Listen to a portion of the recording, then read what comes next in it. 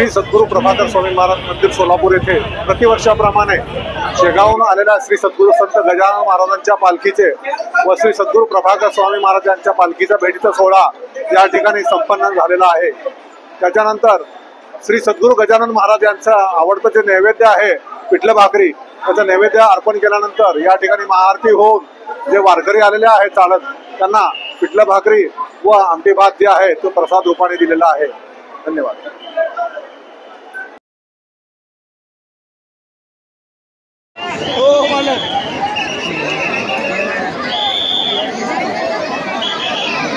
चला